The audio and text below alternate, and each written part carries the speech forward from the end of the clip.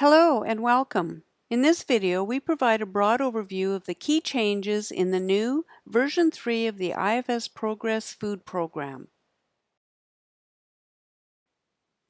The IFS Progress Food Program was reviewed and updated to enhance various elements and meet market trends and compliance regulations. The objectives were to reflect various types of food suppliers and markets, strengthen and enhance the program, facilitate the path to IFS certification with an enhanced structure, and update elements and add new features.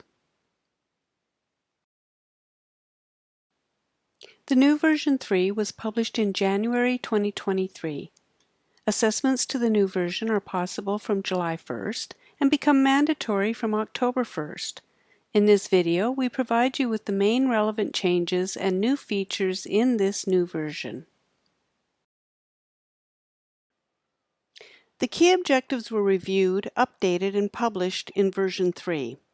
The structure and requirements are oriented to the IFS food standard, the IFS product and process approach, and the assessment trail, and the risk-based approach is better reflected.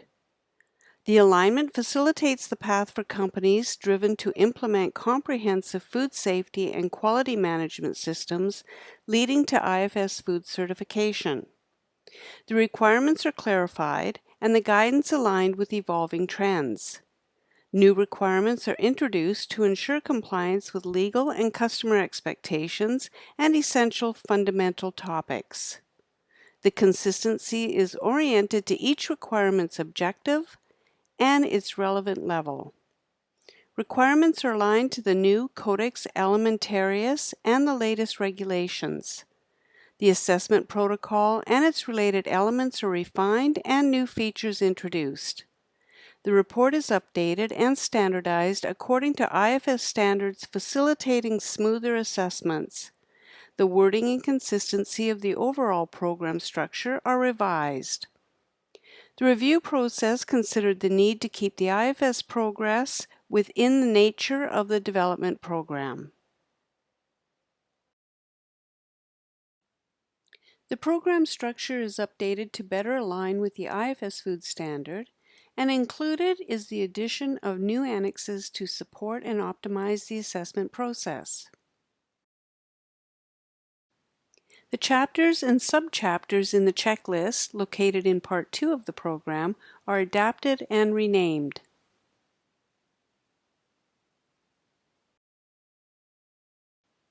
The checklist structure follows the IFS food standard. Guidance is introduced in the program. Requirements are better divided, detailed, and more objective, including more explicit elements. Elements from the guidance are incorporated in the requirements. Risk-based implementation and detailed documentation are prominent in the intermediate level. And there is an introduction of new requirements. 15 new requirements were introduced to the checklist, 10 in basic level and 5 in intermediate level.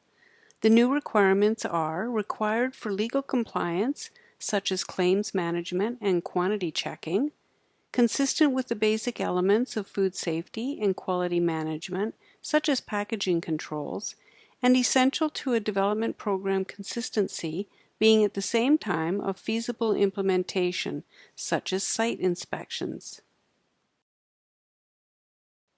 18 extended requirements are now set to further divide the basic and intermediate levels. The extended requirements are identified with a hand symbol, which means the additional elements will also be checked during the intermediate level assessment. They may require additional elements, risk-based implementation, and processes laid down in documents. The stepwise approach set in basic and intermediate levels has been updated. The basic level requirements encompass approximately 45% of the key elements of the IFS food standard. The intermediate requirements encompass approximately 70% of the key elements of the food standard.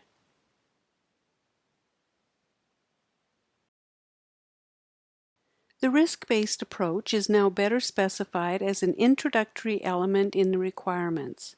The risk-based implementation is mainly addressed in the intermediate level. Some of the risk-based requirements are more evident and some were newly introduced. The following revisions were included in the assessment protocol. The scoring system is reworded for consistency. Product exclusions are clarified and a decision tree is added in a supporting document. Decentralized structures management is clarified in the assessment protocol and defined in the glossary. Assessment duration now sets a minimum of 4 hours in basic level and 6 hours in intermediate level. 50% of the assessment duration shall be spent on site. Partly outsourced processes and their management are adapted with the IFS Food Standard. Various types of assessed sites were included to encompass different structures. Conditions for suspension and withdrawal of the letter of confirmation are clearly defined. Assessment outcomes are detailed and easier to manage. Annexes were introduced to support management of assessment failures. Risk-based IFS quality assurance procedure is introduced for monitoring the quality of the assessment operations. Introduced as a new feature, follow-up assessments are possible in version 3.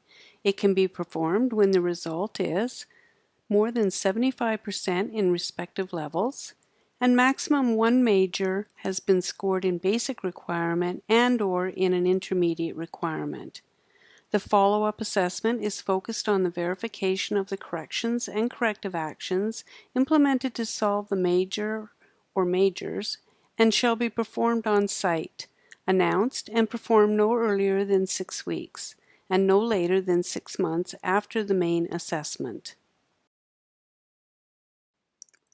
The unannounced intermediate level assessment is newly introduced and a voluntary option.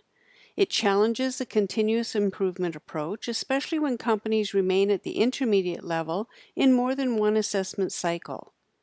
The unannounced assessment is a voluntary option for assessed companies, or it may be requested by business partners. It is not applicable to initial, follow-up, and extension assessments. Indication that the site has been assessed unannounced is included in the assessment report and letter of confirmation. The action plan structure is updated. Corrections and corrective actions are differentiated and have different timelines for implementation. Corrections are short-term actions and shall be implemented within 3 months after the assessment. Corrective actions, based on a root cause and risk analysis, shall be implemented within 12 months and before the renewal assessment. Action plan implementation and effectiveness will be checked by the assessor on site during the next assessment. And finally, these are some enhancements included in the IFS Progress version 3 program.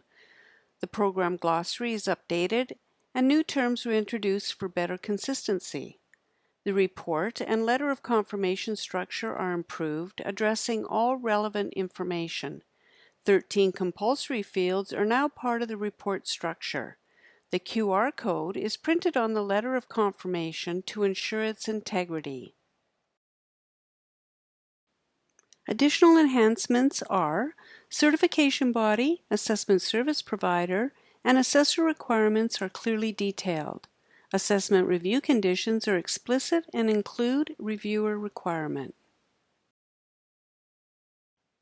That sums up the overview of the changes in version 3.